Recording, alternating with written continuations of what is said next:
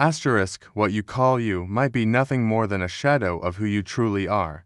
This video reveals the 4 bodies that make up your existence and shows how to integrate them to break the programming that fragments you.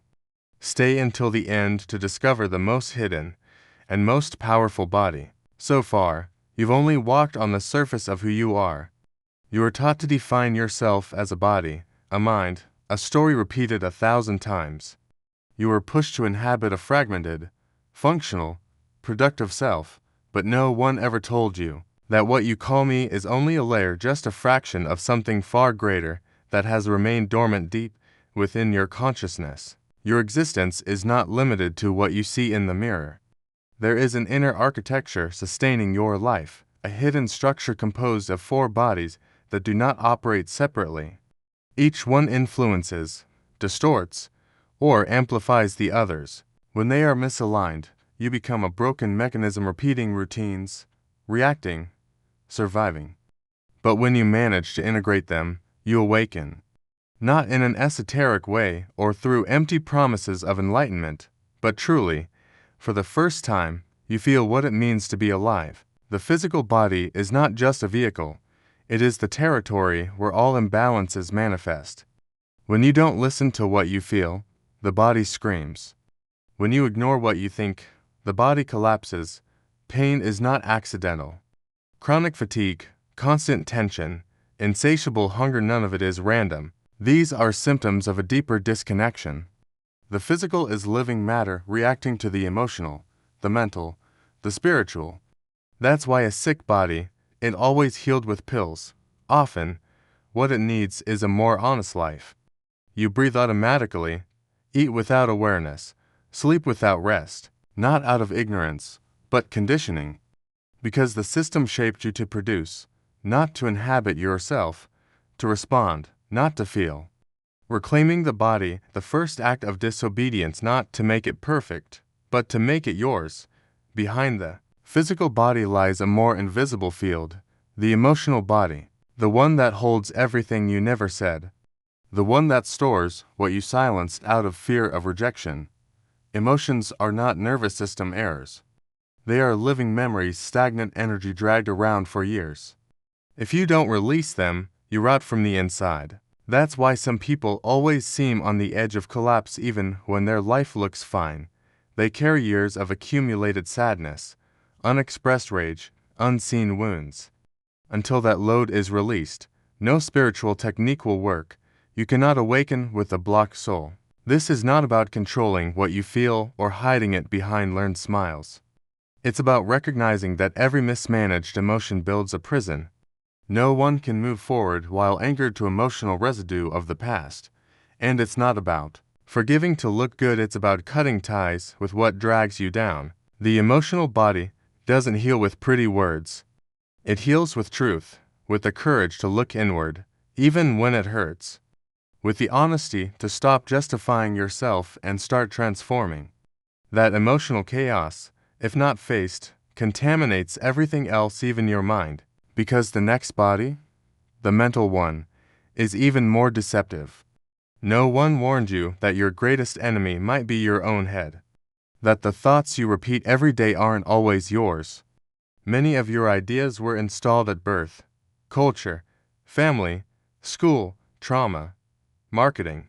All of that builds an inner narrative that repeats until it feels true, but it isn't. The mind is not free by default.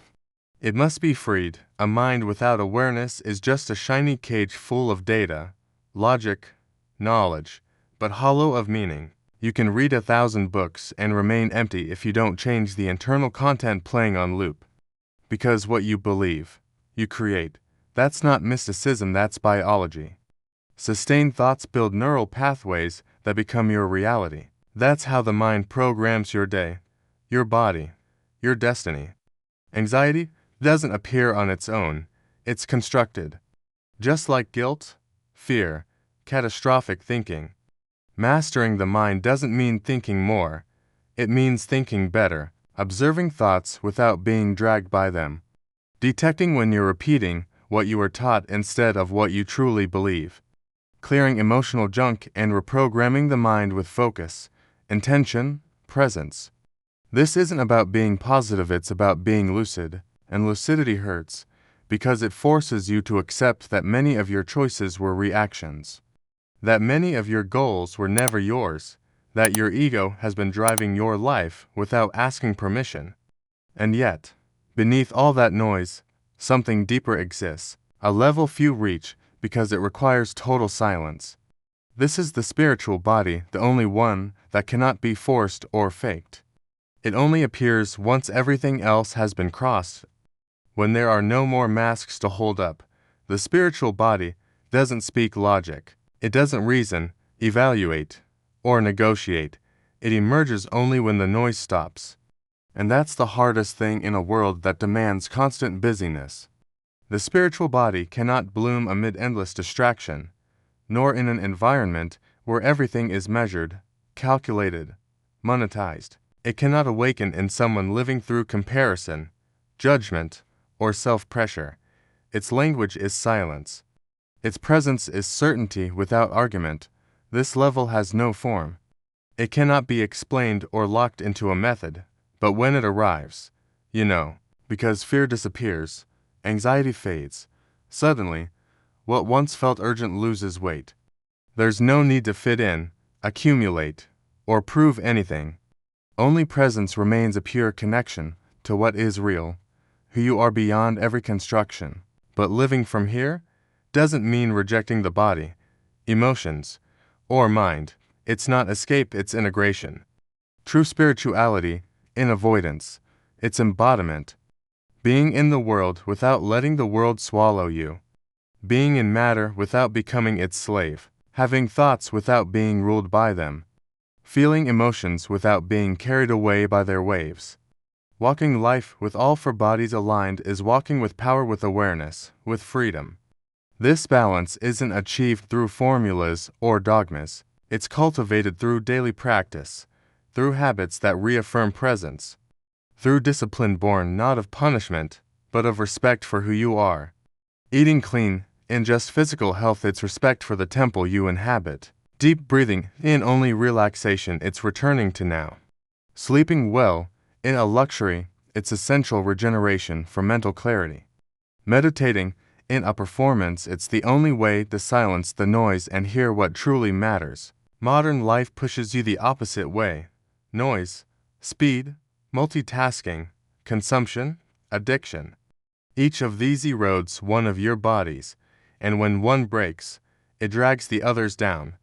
That's why, though many people look functional on the outside and destroyed on the inside, people who produce nonstop but can't sleep in peace, who smile on social media but cry alone, who read about spirituality but can't sit with themselves for 1 minute without anxiety. Balance is not a destination, it's a daily decision. The decision to stop fragmenting yourself, to stop chasing a version of you that never arrives, to return to your center, to that untouched place where you don't need to prove anything, where you simply are whole, real, present, awake. If something inside you stirred, don't ignore it. Awakening begins the moment you choose to act.